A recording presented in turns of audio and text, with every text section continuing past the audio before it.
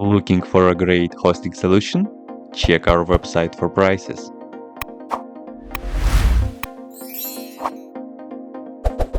First, what you need to do is to update the server packages.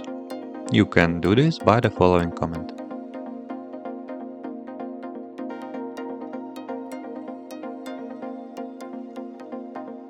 Tasksel is available on base repository of Ubuntu.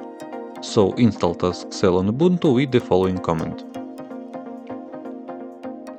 When the installation is finished, open the shell to install software application. To do this, just run the following command.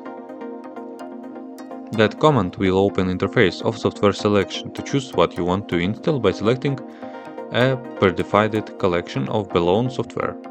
To install one or more software, use the up and down to move the red highlighter, then press the space bar to select the software, and use the tab key to move them to OK. List of all predefined software packages you just install it with using the Tasksel command with the next option. That's it, you have successfully installed Tasksel. If you have any question, leave them in comments.